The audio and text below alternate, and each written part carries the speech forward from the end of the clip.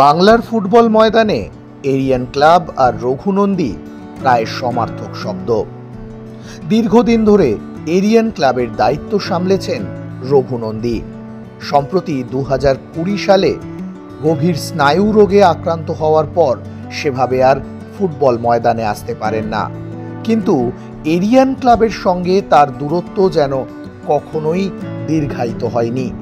গত মরশুমেও কলকাতা লিগে এরিয়ানের হয়ে কোচিংয়ের দায়িত্ব সামলেছিলেন রঘু নন্দী, সঙ্গে ছিলেন তার পুত্র রাজদীপ নন্দী। কিন্তু চলতি মরশুমের শুরুতেই রঘু নন্দীকে সরিয়ে এরিয়ানের কোচ করে আনা হয় রঞ্জন চৌধুরীকে। যদিও সেই সম্পর্ক দীর্ঘায়িত হয়নি, অল্প দিনের মধ্যেই রঞ্জন চৌধুরীকে সরিয়ে পুনরায় নতুন কোচ নিযুক্ত করে এরিয়ান ক্লাব। তারপরেই পুনরায় এরিয়ান ক্লাবের ম্যাচে আবারও মাঠে দেখা যাচ্ছে রঘু নন্দীকে। সোমবার বিধাননগর মিউনিসিপ্যালিটি স্পোর্টস একাডেমির মাঠে ডায়মন্ড হারবার এফসির মুখোমুখি হয়েছিল এরিয়ান ক্লাব। 90 মিনিটের দুরন্ত লড়াইয়ের পর 0-1 গোলে পরাজিত এরিয়ান। শেষ মুহূর্তে গোল হজম না করলে দীপাঙ্কুর শর্মার ডায়মন্ড হারবার এফসিকে আটকে দিতে পারত এরিয়ান। কিন্তু সেই সমস্ত ছবিকে ছাপিয়ে গিয়েও বাংলার ফুটবল প্রেমীদের মন কাড়ল অন্য একটা ছবি, রঘু নন্দী, যিনি 1993 সালে এরিয়ান ক্লাবের হয়ে কোচিংয়ের দায়িত্বে এসেছিলেন। তারপর মোহামেডান স্পোর্টিং, জর্জ টেলিগ্রাফ।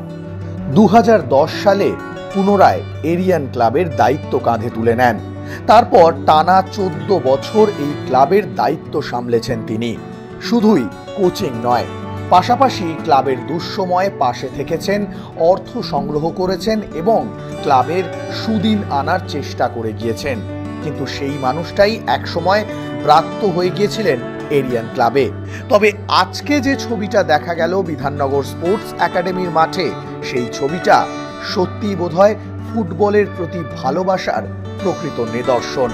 গোটা ম্যাচ জুড়ে এরিয়ানের ফুটবলাররা যখন ডায়মন্ড হারবার এফসির বিরুদ্ধে লড়াই করছে, তখন মাঠের ধারে বসে খেলা দেখে গেলেন। ছেলে রাজদীপ নন্দীর হাত ধরেই মাঠে আসেন। নিয়মিত ফুটবলের সঙ্গে নিজেকে জড়িয়ে রাখার চেষ্টা করেন। একসময় যে মানুষটা ছোট দলের বড় কোচ নামে বিখ্যাত ছিলেন, সেই রঘু নন্দী আজও কিন্তু বিপক্ষের ত্রাস। তাই সাইড লাইনে বসে প্রতিটা সময় নিজের দলের ম্যাচ নিরীক্ষণ করলেন। বিরতির সময় দলের ফুটবলারদেরকে ডেকে তাদের ভুল বুঝিয়ে দিলেন। শারীরিক অসুস্থতার জন্য সেভাবে কোচিং করাতে পারেন না, কথাবার্তাতেও বেশ জড়তা রয়েছে, তাই নিজের হাতের ইশারাতেই বুঝিয়ে দিচ্ছেন কোথায় কি করতে হবে। বিরতির সময় দলের কোচ সহকারী কোচদের ডেকে বুঝিয়ে দিলেন কোথায় পরিবর্তন দরকার। আজও বাংলার বহু কোচের কাছে শিক্ষাগুরু রঘু নন্দী। তিনি মাঠে থাকলে আজও বুঝিয়ে দেন কিভাবে একটা ম্যাচের মোড় ঘুরিয়ে দেওয়া যেতে পারে। সেটাই বোধহয় আজকেও করতে পেরেছিলেন।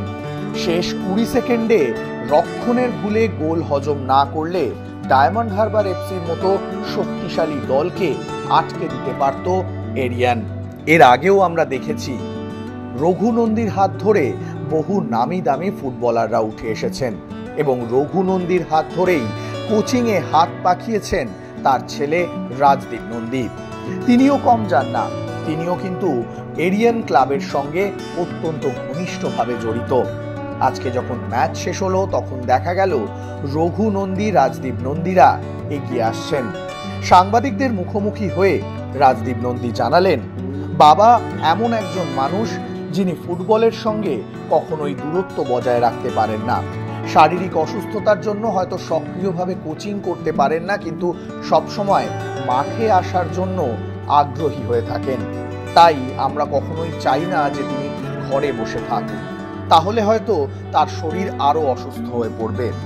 পাশাপাশি এরিয়ান ক্লাবের বর্তমান দায়িত্বে থাকা হেড কোচ সুমন ঘোষাল, তিনিও বললেন রঘু নন্দী এমন একজন মানুষ যার কাছ থেকে শেখার কোনো শেষ নেই।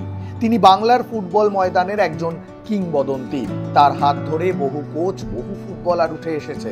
তাই আজও রঘু নন্দী মাঠের পাশে দাঁড়ালে লড়াইটা অন্যরকম হয়। কি বলছেন রাজদীপ নন্দী, সুমন ঘোষালরা?